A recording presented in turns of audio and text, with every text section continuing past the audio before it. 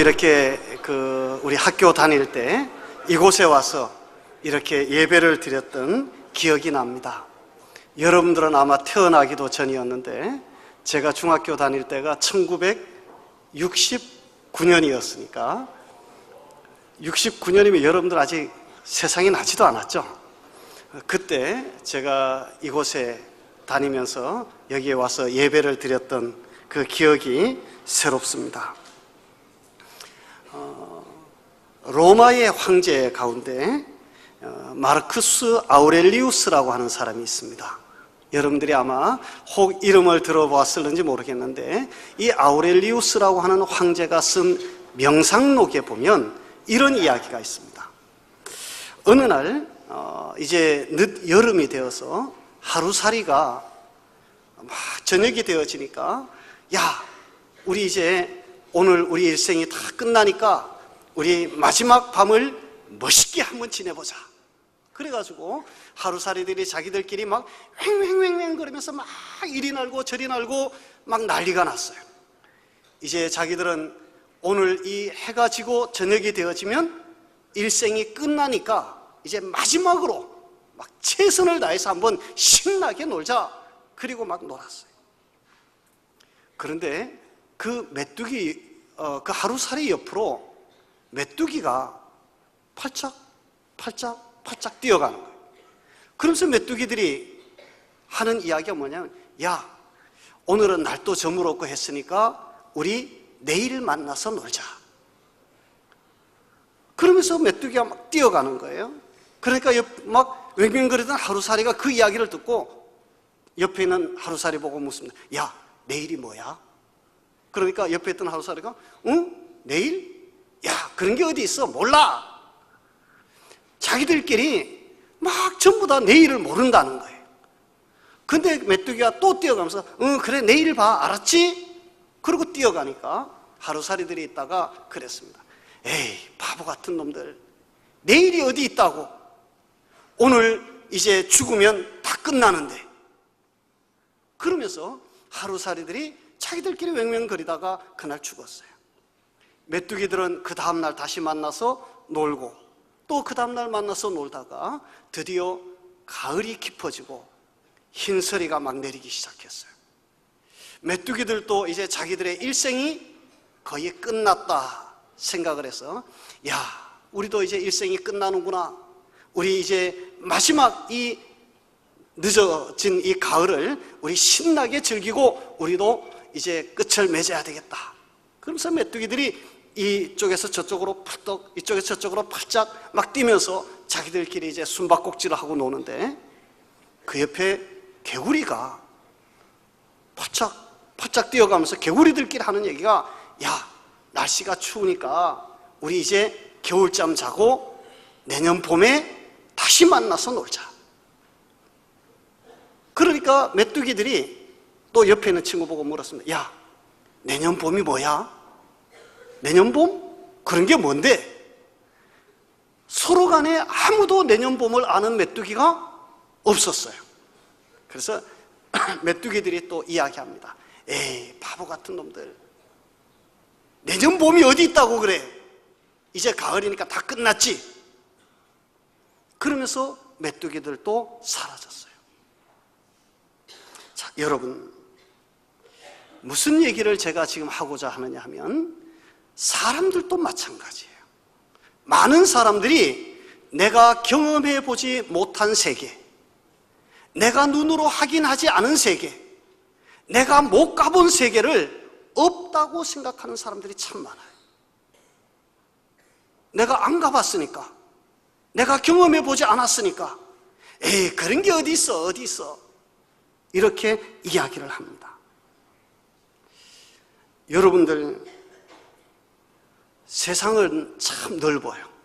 전에 그 대우그룹의 김우중 회장님이 그런 얘기를 했는데 세상은 참 넓은데 여기 있는 목사님은 우리 영광 출신인데요. 제가 여러분들 선배예요. 까마득한 선배인데 우리 교장 선생님보다는 제가 2년 후배예요. 그런데 제가 지금까지 전 세계에 이렇게 다녀본 나라를 지난번에 언제 한번 이렇게 손을 이렇게 대라 이렇게 꼽아 보았더니, 여권을 가지고 이렇게 보았더니 약 한 50개국 정도 되더라고요. 그래서 이 나라 저 나라 이렇게 쭉 여러 나라들을 이렇게 다니면서 이렇게 느꼈던 여러 가지 이런 모습들을 보면 우리가 정말 상상도 하지 못했던 일들이 일어나고 있는 지역이 얼마나 많은지 몰라요. 우리가 상상도 못했던, 전혀 꿈꾸지 못했던 그런 일들이 일어나고 있는 곳도 참 많더라 하는 것을 보면서, 우리가 경험하지 못했다고, 내가 보지 못했다고 없다 하는 사람만큼 어리석은 사람은 없습니다. 기독교는 부활의 종교입니다. 이 기독교가 부활의 종교라고 하니까 많은 사람들이 부활? 죽었던 사람이 어떻게 살아? 야, 죽은 사람이 어떻게 살아? 그렇게 이야기하는 사람들이 참 많아요. 야, 죽은 사람이 살아나는 거 너 봤어? 봤어? 이런 사람이 있어요. 예수 믿고 천국 가야 됩니다. 그러면 천국 가봤어요? 천국이 어디 있어요? 내가 보지 않았다고 부활이 없다, 내가 보지 않았다고 천국이 없다라고 이야기하는 사람은 마치 하루살이가 내일이 없다고 하는 것, 메뚜기가 내년 봄이 없다고 하는 것처럼 어리석은 일이다 라고 하는 것을 여러분들이 먼저 이해를 하고 오늘 이 본문을 우리가 같이 이야기를 나누어야 될 것 같습니다. 여러분, 기독교 그러면 제일 먼저 생각나는 단어가 뭐예요? 예? 기독교 그러면 제일 먼저 생각나는 단어. 예. 여러분들이 눈치가 빨라가지고 부활절 그러는데, 기독교 그러면 제일 먼저 생각나는 게 교회 아닌가? 기독교 그러면 제일 먼저 생각나는 거 예수님. 기독교 그러면 제일 먼저 생각나는 거 성경.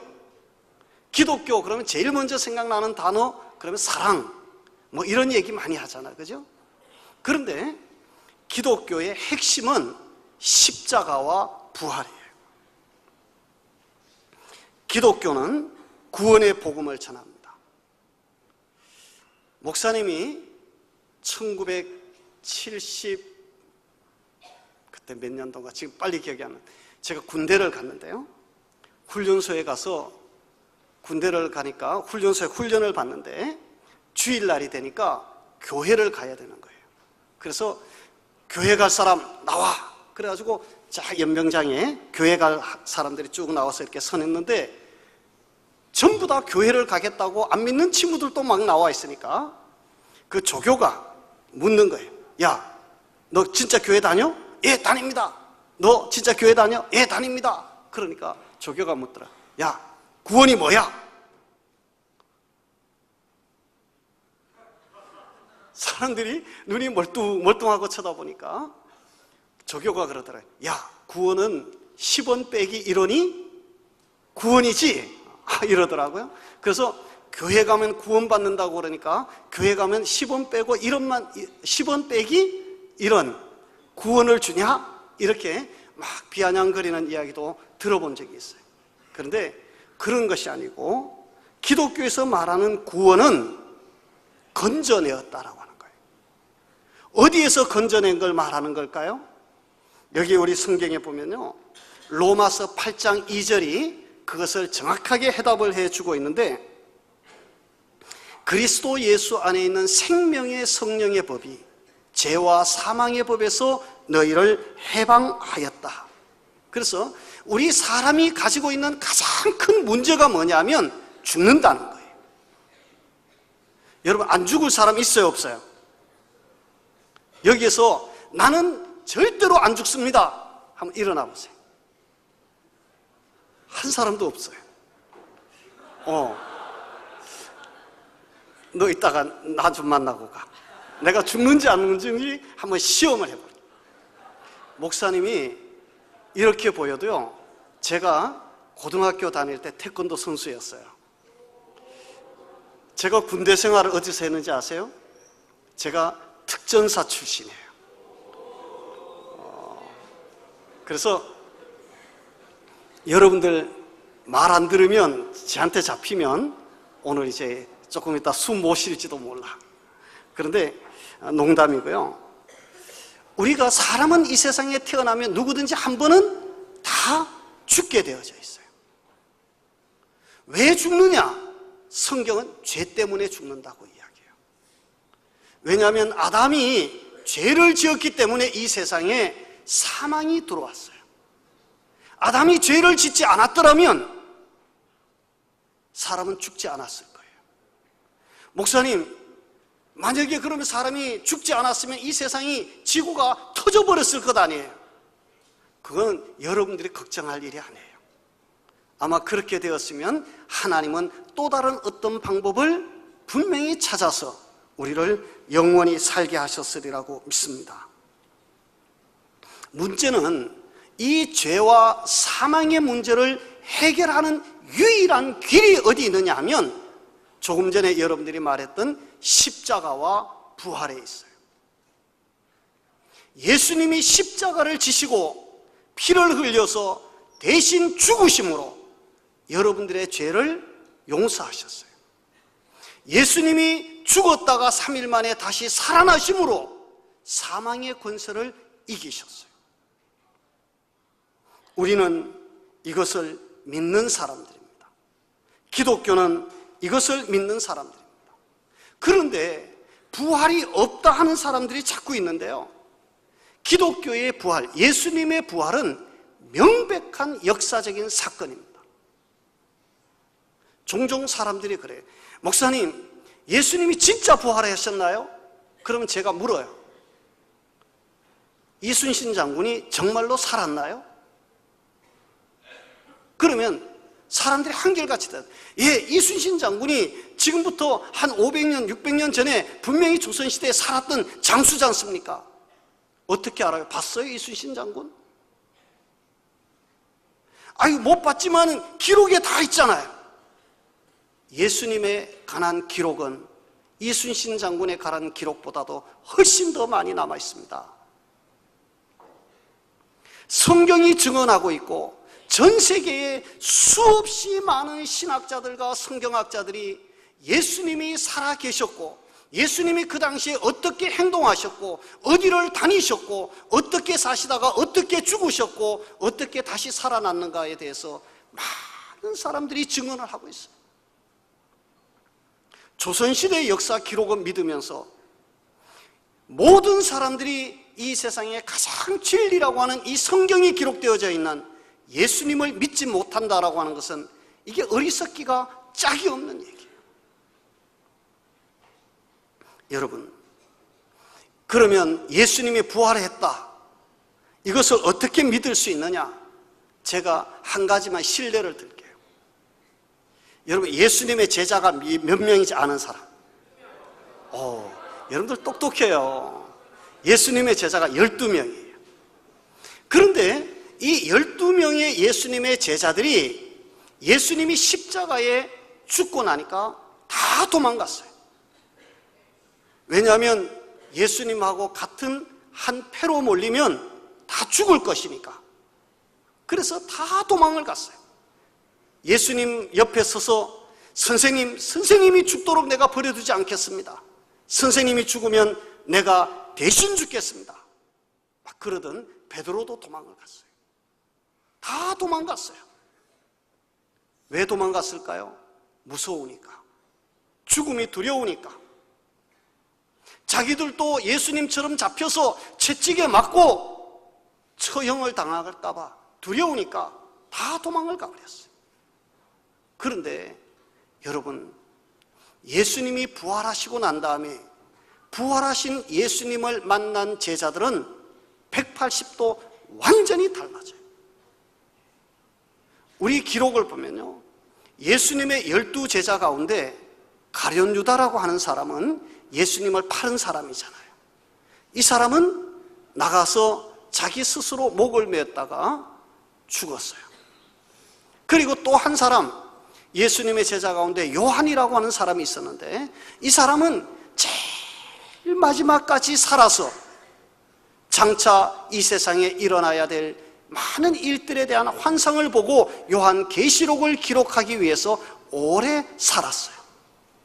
그래서 이 가룟 유다와 요한을 제외하고 나머지 10명의 제자들은 한 사람도 예외 없이 다 순교를 했어요.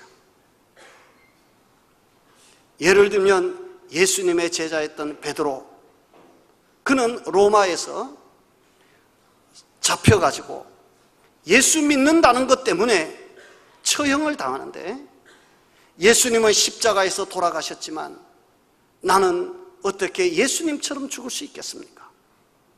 나는 십자가에 거꾸로 매어 닿아요. 그래서 베드로는 거꾸로 십자가에 달려서 순교를 했다고 전해집니다. 예수님의 제자 가운데 바돌로메라고 하는 사람은 살아있는 채로 사람을 묶어놓고 로마의 사람들이 산채로 가죽을 벗겼어요. 살아있는 상태에서 얼마나 고통스러웠을까요?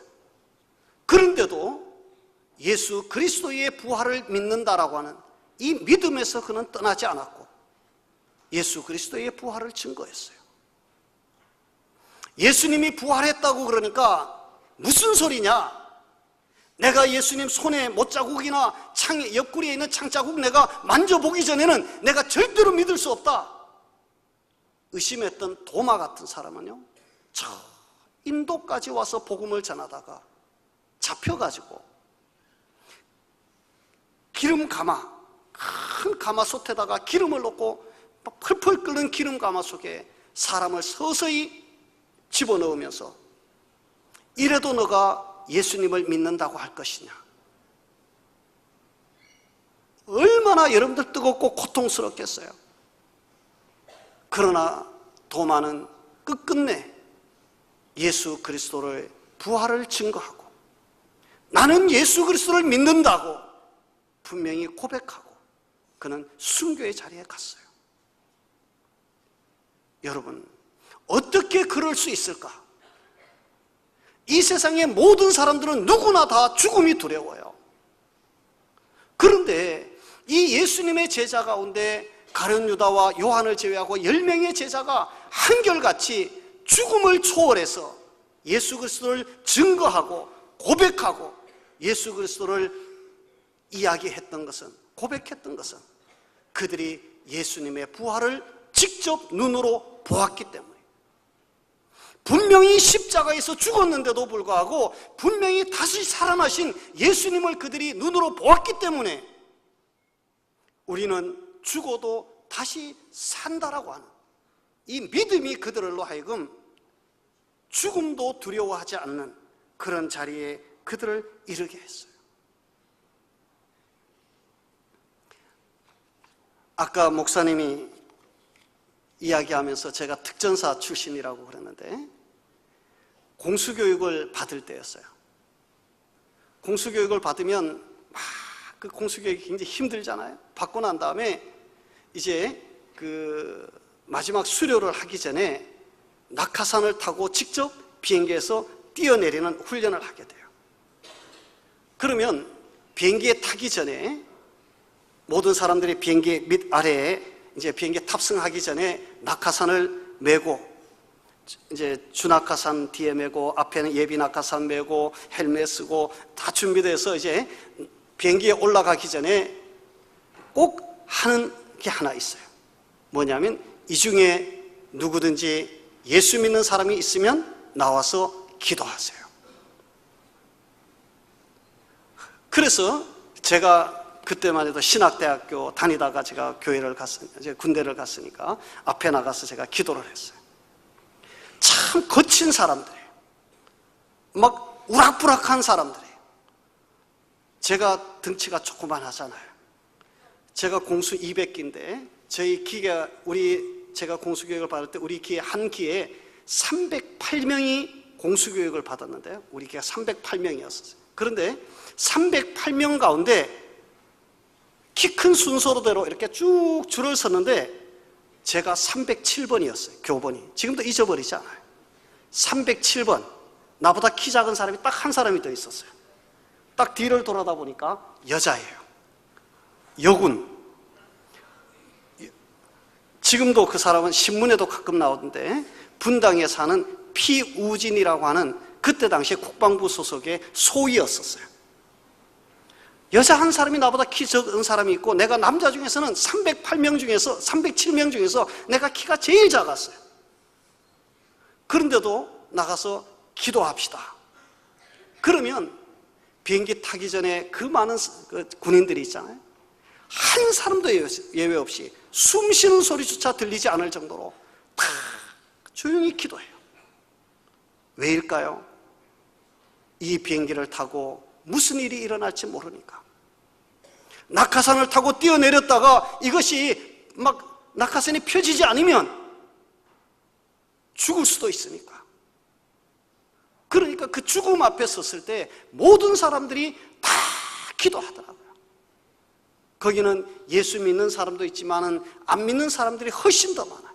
그래도 얼마나 조용히 경건하게 기도를 잘 드리는지 몰라요. 그것을 보면서 이 세상에 사는 사람도 누구든지 죽음을 두려워하는구나. 그래요. 죽음은 두려워요. 그러나 예수님의 부활을 목격했던 예수님의 제자들은 죽음을 두려워하지 않았어요. 순교의 자리도 그들은 기꺼이 갔어요.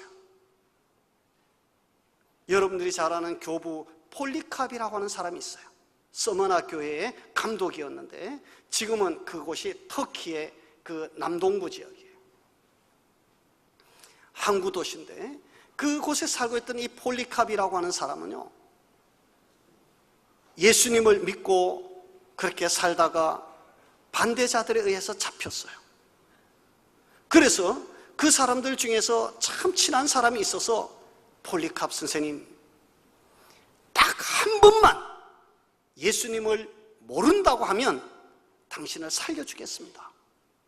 그러니까 오늘 이 자리에서 딱 한 번만 모른다고 하고 집에 가셔서 이제부터 집에 가신 다음에는 예수님을 믿든지 말든지 도망을 가든지 말든지 알아서 하세요. 오늘 지금 여기서 예수 믿는다고 하면 당신은 죽습니다. 그랬을 때 폴리캅 선생님은 그랬습니다.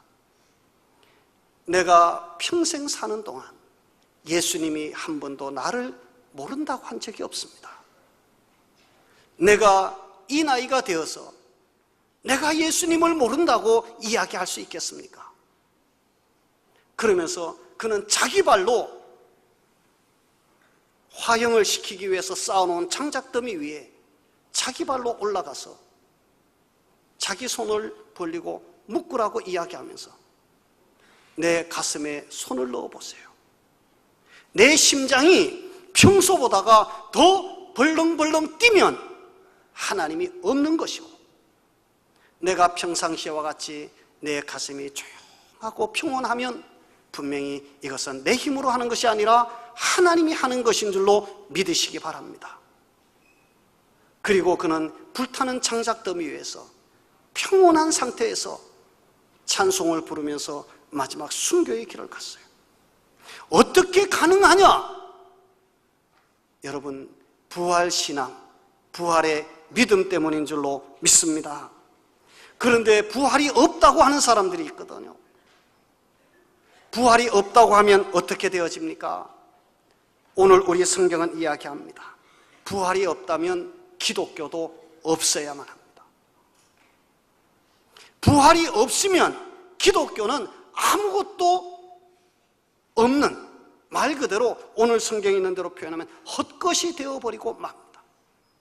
그런데 기독교 역사, 수천 년 역사 동안에 이 부활신앙을 증거하고 수많은 사람들이 이 믿음 가운데서 위로받고 이 부활신앙 가운데서 소망을 가지고 살았던 것을 여러분들은 기억하게 될 것입니다. 예수님이 분명히 말합니다. 나는 부활이요 생명이니. 여러분들 부활을 믿고 예수 그리스도 안에서 생명으로 사는 은혜가 있으시기 바랍니다. 그리스도의 부활은 우리의 믿음의 근본입니다. 오늘 17절 말씀에 보면 그리스도께서 다시 살아나신 일이 없으면 너희 믿음도 헛되고 그랬습니다. 여기서 우리가 믿는 믿음이라고 하는 것이 무엇일까? 우리는 죄인 되었던 우리가 죄의 권세에서 해방된 것을 믿습니다. 우리는 하나님께서 아무런 공로 없는 우리를 의롭다고 불러주신 것을 믿습니다. 우리는 예수 그리스도와 함께 이 세상을 살다가 영원한 천국에 들어갈 것을 믿습니다. 그런데 이 믿음은 예수 그리스도의 부활을 전제하지 아니하면 아무 의미가 없는 것이다. 여러분, 예수님의 부활이 없으면 우리의 죄의 문제가 해결되어질 수가 없고, 예수님의 부활이 없으면 우리가 영원히 산다라고 하는 것은 다 헛것이 되어버리고 맙니다. 왜요? 예수님 스스로 죽어서 땅속에 묻혀서 그것으로 끝이 났다면 예수님이 어떻게 다른 사람을 구원할 수 있겠어요? 다른 종교를 우리가 낮추자고 하는 이야기가 아닙니다. 한번 보세요. 불교의 석가모니 죽었습니다. 유교의 공자도 죽었습니다. 이슬람의 마호멧도 죽어서 메카라고 하는 무덤에 묻혔습니다. 이집트의 파라오도 죽어서 피라미드에 묻혔습니다. 이 세상에 그 어떤 유명한 사람도, 힘센 사람도, 권력자도, 정복자도 다 죽었어요. 그러나 예수님만이 죽었다가 3일 만에 다시 살아나셔서 부활의 첫 열매가 되셨어요. 우리는 그 예수 안에서 영원히 사는 생명을 가진 사람들이다. 자, 보세요. 우리 성경에 오늘 19절 말씀을 보면 우리를 가리켜서 그리스도 안에서 잠자는 자라 하는 이런 표현을 했어요. 여기서 잠잔다라고 하는 말이 이 헬라어로 코이마오라고 하는 이 단어를 쓰는데, 이것은 아주 깊이 잠든 상태를 이야기하는 거예요. 자, 여러분, 성도가 이 세상에 살다가 죽는 것은 사망이 아니라 잠자는 것과 같다, 깊이 잠든 것과 같다라고 성경은 표현을 해요. 무슨 말일까요? 잠잔다는 이야기는 다시 깨어 일어날 것을 전제해서 하는 이야기예요. 자, 여기 보세요. 여러분들 저녁에 집에 가서 피곤하면 잠자죠. 그 잠잘 때에 엄마 아빠가 와서 막 흔들어 깨우지 않죠. 아이고, 이 녀석 잘 자는구나, 참 잘 자는구나. 그리고 이불을 덮어준다든지 아니면 불을 꺼준다든지 참 잘 자는 것을 보고서 오히려 흐뭇해 하실 거예요. 죽은 것과 잠자는 것은 달라요. 죽은 것은 다시 깨어나지 못하는 거예요. 잠자는 것은 다시 일어나는 거예요. 성도의 죽음은 마치 잠자는 것과 같아서 우리 주님이 이 세상에 다시 재림하실 그때에 우리 성도들은 죽음에서 다 일어나서 예수 그리스도를 영접하게 되어질 것입니다. 여러분, 우리는 부활의 신앙을 가지고 삽니다. 부활 신앙을 가지고 사는 사람들은 죽어도 죽지 않습니다. 에이, 목사님, 그게 무슨 말이에요? 죽어도 죽지 않는다는 말이 무슨 말이에요? 그 말은요, 우리가 죽으나 우리는 다시 살 것을 믿고 소망 중에 사는 사람이라 그 말이에요. 우리는 넘어져도 다시 일어나는 사람입니다. 조금 전에 우리 교장 선생님을 만나서 이런저런 말씀을 하시는 중에 교장 선생님이 그러시더라고요. 우리 학교는 학생들에게 꿈을 심어주는 학교가 되고 싶습니다. 그런 이야기를 하더라고요. 목사님 고향이 여기 그 안정에서 조금 더 들어가는 진짜 산 밑에 있는 시골 동네였어요. 제가 고등학교 2학년 다닐 때 전기불이 처음 들어왔어요. 고등학교 2학년 다닐 때까지 시골의 그 동네에서는 그때만 해도 이게 호롱불을 켜고 살았었어요. 그야말로 깡시골에서 자랐어요. 그리고 고등학교를 졸업하고 서울로 올라갔어요. 시골에서 살았기 때문에 시골의 가난한 집에서 대학교에 다닐 수 있는 등록금을 대어줄 수가 없었어요. 그런데도 어떻게 제가 학교를 다녔는지 모르지만 제가 대학교에만 약 18년을 다녔어요. 무슨 대학교를 그렇게 오래 다녔습니까? 그런데 일반 대학에서 저는 대학에서는 법학을 공부했었어요. 그 다음에 다시 신학대학에 가서 신학을 공부했어요. 신학대학원에 가서 다시 신학을 공부했어요. 그리고 연세대학교 신학대학원 같은 데서는 제가 상담학을 공부했어요. 그리고 그 다음에 석사, 박사 과정을 쭉 하면서 쭉 학교를 다닌 것을 보니까 대학교에서 학생으로만 약 18년을 제가 다녔더라고요. 그런데 그렇게 다니면서 학비를 제가 어떻게 벌어서 어떻게 썼는지 지금 생각하면 기적 같아요. 그리고 제가 1991년도에 저희 교회를 개척을 했는데 처음에는 정말로 아무것도 없이 저하고 우리 집사람하고 우리 아이들 둘, 초등학교도 아직 안 다니던 애들 둘하고 이렇게 앉아가지고 예배를 드렸는데 지금 그 교회가 23년이 지나서 지금은 본당이 우리 영주제일교회 이 본당에 들어오니까 우리 교회보다가 더 클까 작을까 잘 모르겠다. 그럴 만큼 저희 교회가 큰 교회가 이제는 되었어요. 그리고 정말 깡촌 시골에서 살던 그런 시골 소년을 하나님께서는 사랑하시고 또 이렇게 불러주셔서 참 많은 것을 보게도 하셨고 배우게도 하셨고 다니게도 하셨어요. 미국에 있는 교회만 제가 가서 집회를 했던 교회가 수십 개가 넘더라고요. 그러면서 생각하는 것이 뭐냐면 하나님께서 세워주셨다. 지금 자랑을 하려고 하는 것이 아니에요. 하나님께서 세워주시고 하나님께서 붙들어주시고 하나님께서 사랑하시면 여러분들은 저희 세대보다가 훨씬 더 큰 일을 이루어낼 수 있으리라고 저는 분명히 믿습니다. 여러분들은 환경이 더 좋잖아요. 여러분들은 지식도 더 많잖아요. 여러분들은 여러 가지 조건이 훨씬 더 많잖아요. 제가 중학교 1학년 들어갔을 때 제 키가 131이었었어요. 131cm. 안 믿어져요? 중학교 생활기록부에 제 키가 중학교 1학년 131cm였더라.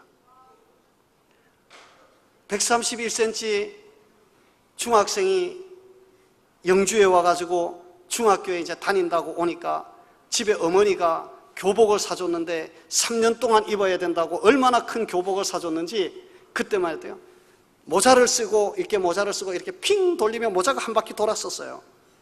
그럴 정도로 큰 모자도 사주고 가방을 들면 그때는 지금은 여러분들 다 이렇게 메고 다니지만 옛날 중학생들 가방 이렇게 들고 다니는 거 영화에 봤죠. 가방을 이렇게 들면 그 땅에 이렇게 닿았었어요.